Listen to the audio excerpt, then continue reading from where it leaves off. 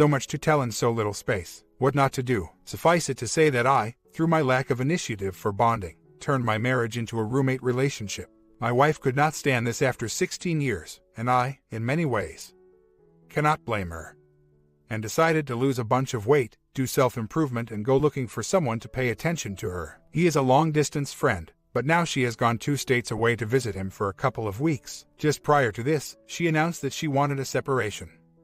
I suppose, in her mind, to free her to have this fling from somewhat within our marriage. She's now been gone for over a week, and I'm agonizing over the end of our marriage. We are, by the way, conducting our separation from under one roof, as neither can afford to move out and away. I guess I'd like some perspective from anyone who has been through a similar thing. I believe that, at this point, I might forgive infidelity, as I feel I drove her to it, but on the other hand, I appreciate the sanctity of marriage, and am very upset that she would exit our marriage this way. I want to reconcile if at all possible. I lost weight, too, 70 pounds. I'm looking all right, and my testosterone tests fine. We have 2 grown kids who don't live at home with us. I have bipolar disorder, and the meds I take decrease my desire. That's the main reason for my lack of desire for bonding. We have tried to work on this in the past, but I just couldn't make it happen to her satisfaction. Right before she announced that she wanted a separation, we had a counseling appointment, and she refused to attend. We had sought counseling in the past, and I had been admonished to pursue her, but I guess I never did, at least not to her satisfaction. She truly feels that things cannot get better, and at this point, I'm not sure how they could. I blew it, and now I'm paying. When she returns, she will have to face up to her family, our kids, the church, etc. This will be a rude awakening, for sure. But right now, while she is away, you're right, she's suffering nothing other than possible pangs of guilt. I would not be personally edified by exposing her any further. She's already told her family that she's made this trip, and I'm sure they know what it's all about. I just can't see inflicting harm when so much has been done already. The guy doesn't have a wife. I don't know what network he has, but I can't be concerned with him. He's not the problem. He's just taking advantage of a situation that I'm sure he thinks is great. If I were in his shoes, however, I'd not behave this way. I've had my chances and walked away from them. I don't believe this trip will lead to an ongoing visitation. Obviously, if she wants to be with him rather than me, she will have to move to him, as he can't leave where he's at. What's scary is how things are going to be when she gets back. It will be probably our final shot at attempting some sort of reconciliation. That may take time to process, and I'm willing to give it that time. It must be evident by now that I am willing to work with her on this. I still believe I brought it on through my inaction, and although she is not absolved of blame, I feel the circumstances are such that we could make something work. Not something including the other man, of course, but something that includes forgiveness and some sort of positive forward motion. I'm sure those of you who say to just kick her out don't get this. Relationships are not that simple once you've invested 16 years.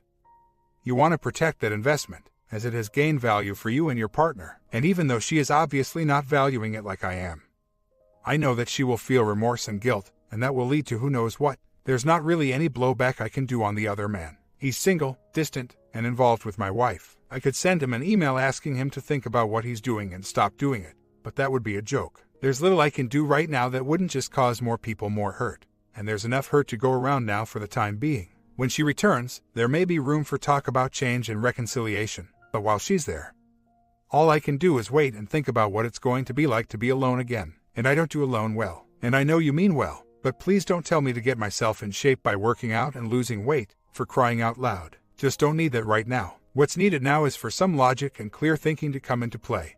And while she's off in fantasy land with this guy, cool heads are not going to prevail. That's why I'm just trying to keep an even keel and take care of myself emotionally. I am a soft person. I suppose you would call that spineless, but I would call it loving and gentle. I know, this is not what a lot of people here expect to see and hear from a man. It is difficult to change my nature, even in the face of something this radical. I cannot all of a sudden become a he-man who's hefting boxes of crap out the door onto the street and then tell my wife that I've done that.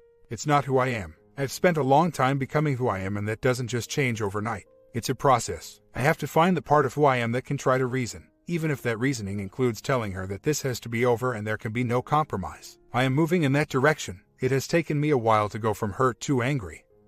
But I am now angry. But I am not in control of her behavior. Only mine. And I have to protect myself. At this point, that sounds like preparing to divorce and move on once she returns. As things have progressed, I have discovered more and more by little things my wife is saying through the few texts we've had.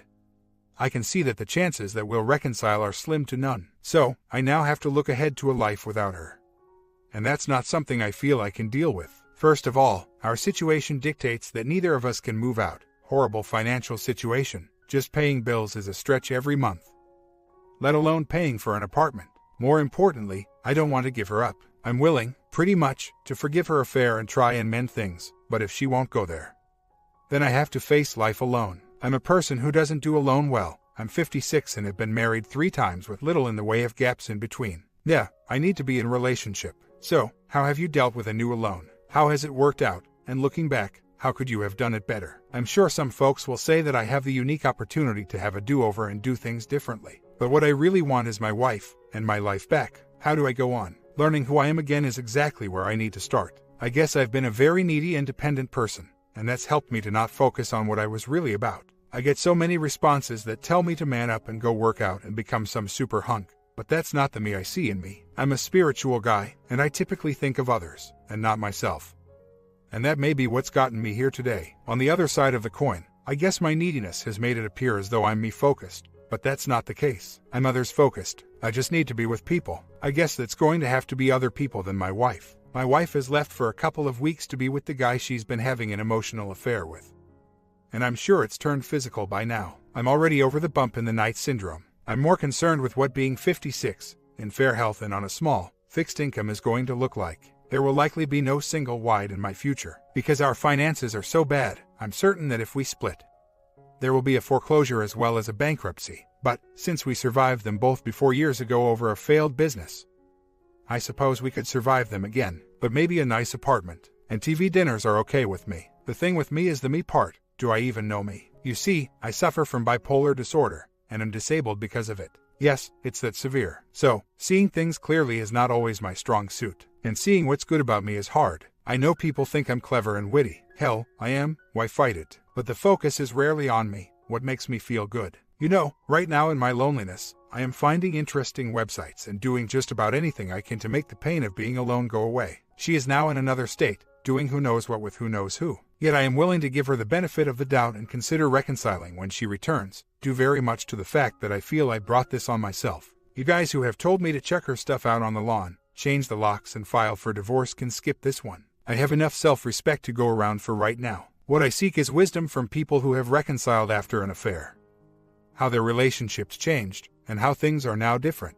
I know that this is an unusual situation. That's why I need unusual help. She will return in a few more days. The last thing I'm going to do is send flowers or follow her around like a puppy dog. Seems a lot of people here read me like that, but that's not my mo at all. I will do the 180, and although I'll not be having divorce papers waiting on the table when she gets home, I will make it clear that she will have had to come to some sort of epiphany that she's done something so wrong and should be remorseful about it. The last thing I want to do is to try to force her to reconcile. I totally understand that that has to come from both parties. I really just wanted to know how people here reconciled, how things came out for them. Yes, I have hope for my marriage, although I know it will not look like it did before. But I truly think there's a lot to lose by simply walking away, and perhaps much to be gained by healing and moving on. She wasn't doing anything with anyone locally. This I know for sure. We live in a very small town, and everyone knows everything here. Besides, that's just not how she behaved, not the kind of person she is. This was the point of a giant iceberg, and she just couldn't live with this anymore. So, she reached out to a distant co-worker, and her feelings for him developed. This is not a serial cheat. You just have to know her and the situation to know this better. But I know what's up here. This all came down like she broke down and had a midlife crisis. That's what this feels like, craziness. All of a sudden, from a woman who otherwise and heretofore was stable, normal and devoted, she just went off. My plan is to hear her tell the story of her trip, minus the details about the guy. She was doing other stuff. Business stuff, too. This is how we process. Next, I will ask her directly if there was intimacy. If they had slept together. Because it is possible that she somehow held off and did the right thing, so that would change the dynamic. But I know the answer I am going to get, so I'm not deluded. I am going to work the 180 the best I can. Wish someone could send me a link to that so I can brush up. Before she left and we decided to separate under one roof, I gave her a list of things I would still do. Still contribute to the household, and some of these things included stuff I would do for her. I'm going to amend that list to her to exclude the stuff that was favors to her. I had agreed, for instance, to continue doing the grocery shopping. Well, she can get her own groceries. etc. I am then going to keep to myself, give this thing a few days to emerge, and then likely tell her that we need to make some long-term decisions. Then we will have to start making them. Of course, I have no idea how she is going to behave upon her return. A couple of people have suggested that she may come back feeling entitled, but I really don't know what that might look like. A lot of this will be wait and see how she responds to the 180 and my newly acquired attitude of I'm not going to reconcile no matter what. Which is, unfortunately, the vibe I gave her. That I would. When she left, she may have a rude awakening, and that would be good. As far as actually being able to reconcile, I understand it takes two people to do that. So, I can't even start thinking about that right now until I know where she's at. At the bottom line, I would like to maintain my marriage, but it cannot be at the expense of losing me. I get that she has no respect for me, get that she does not love me anymore. Get that she's lavishing her attention on the other man, get that she probably wants to move on. I get all that, okay. I am so broke I can't even afford the filing fee, okay. Can't afford an attorney. The money she used to take this trip was squirreled away in advance. We have no reserves. I have no money to rent a moving truck. I don't have money to pay a locksmith to change the locks. Just an update, looking at the divorce petition, we have too much debt to be able to file with things as they are. We will likely need to file for bankruptcy first, then go through a foreclosure before filing for divorce. Unless we want to involve attorneys. Which again, we cannot possibly afford. We're ducked. She may very well be indifferent. Before she left, I made it sound like I would be willing to reconcile no matter what. But now, I don't feel that way anymore. I realize the one-way street that could be. I'm not so stupid as to think I can reconcile our situation by myself. That's part of why I want to wait and see how she feels when she returns. When the burden of all of her family and kids and church begins to bear down upon her, she may sing a different tune. Meanwhile, I've ordered a couple of books on do-it-yourself divorce and divorce after 50. Which we are. I'm probably going to tell her when I pick her up that divorce is likely our most logical option. Again, with the complications, I can't just file as things stand right now. I am as mad as I can be right now. It has taken me this long to get here, but I guess my niceness was interfering with who I really am. A person who needs to stand on my own. Sound like I'm convincing myself. Well, that may be. I have been half of two for 16 years. I never thought I'd need myself like this again. Thought I'd carry on as planned and have a good, although flawed, marriage. Well, this has shaken me up. I am all over the 180, and although I am going to pick her up, cause we will need to talk. After that it's 180 time. There's a lot to consider here. We will need to file for bankruptcy and go through a foreclosure.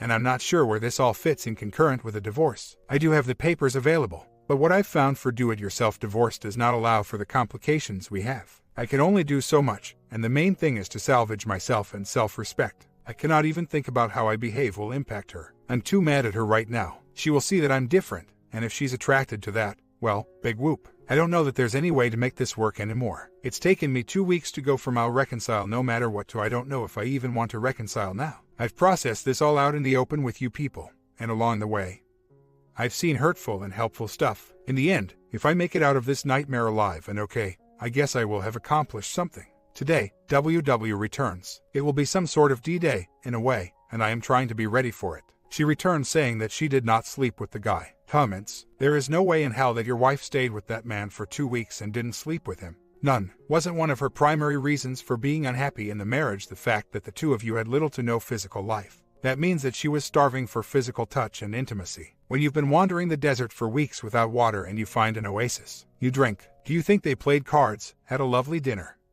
some nice conversation, watched the sunset and then retired to their separate rooms? Please don't let your wife believe that she can blatantly walk out on you for 2 weeks, screw another man, then come home and lie to you about it and continue as if nothing happened.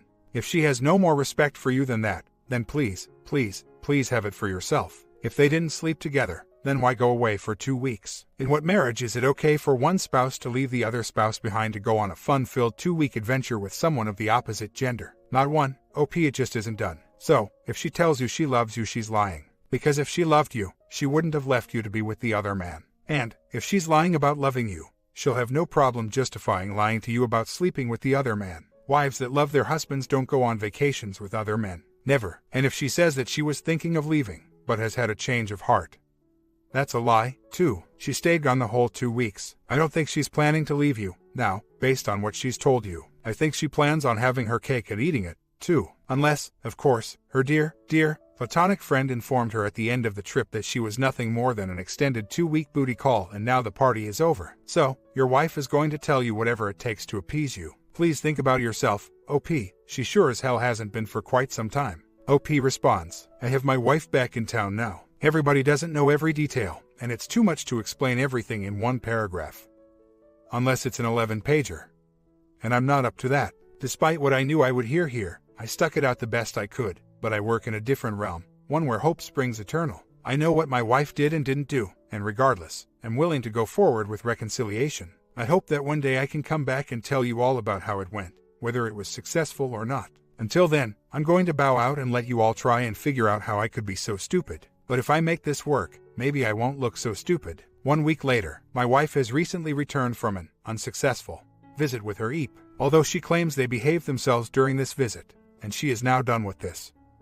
I still have many reservations about how things will go from here on out. She is going to her first counseling appointment today, and I am concerned that it will do harm rather than good. She will get to tell her side of the story to our counselor, who has already heard mine. When she returns, who knows what she will have to say about how it went. I have so many doubts about how this all might go, it's tearing me up inside. I faithfully executed the 180 for several days after she returned, and then she started wanting to have hugs. And I guess some of you would call me a wuss. Because I gave in. I love her so much and want her to work. So, I don't want to throw obstacles in the way of that. For us to reconcile, we have to regain the intimacy I withheld from her for most of our marriage. If I had to tender a question here for advice, I guess it would be how far should you go? How much do you feel you should give to make our really work? If I were a complete jerk, would it ever serve to draw us back together? What she has given, her agreement that the is over, her willingness to engage in counseling, and ending our separation, which she requested initially, and her willingness to be physically close, which she had completely shut down during the period of our separation. She has not expressed remorse. She feels she had to do this for her. I guess what's being missed here is that I can't really blame her for having done this. And although I would like to see remorse, she did, actually. Now that I think of it, express remorse during her absence. I might have done the same thing were I in her shoes. I have had an emotional affair, as well, some years ago, and she has not really gotten over that. So, there may be some retaliation going on here, too. Another part of the dynamic I haven't really painted here. So, I am a cheater, too. It barely dawned on me that I had cheated, too. It seemed like so long ago, and I thought we were past that. But I guess she's not. I feel she's never forgiven me completely, and that has been part of her drive for this. I'm not interested in walking more than halfway. My personal halfway is a long enough walk as it is. We will see if it's lip service or not, but I know that we both want to make this work. If at all possible. I guess I need to acknowledge here that I had a lengthy, several months, very involved emotional affair with my first girlfriend, from when we were 16.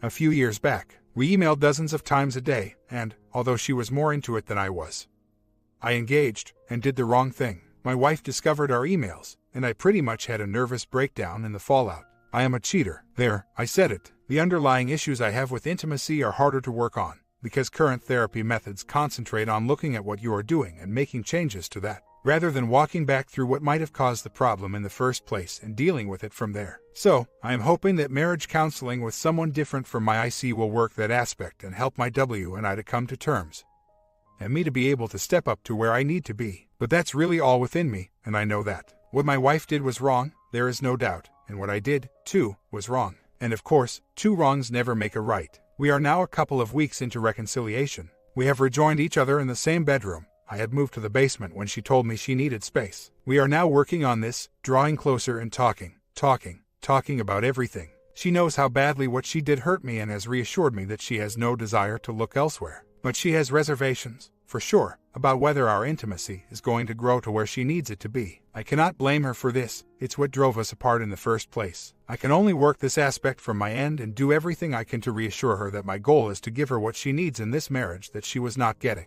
That is my challenge. I don't think we need to go the polygraph route. You see, she has been completely transparent with me about all this. Even throughout the I just didn't take it for being an affair until recently. I thought it was a friendship. Yeah, I know, that's always how it starts. Then it became more. Then she eventually let me know that her feelings for this guy were moving beyond friendship. And that's when she asked for a separation. At that point, I knew that things were very wrong, and went through the 5 stages of grieving. And then she decided she wanted to see this guy in person and see if A, she wanted more than an E and B.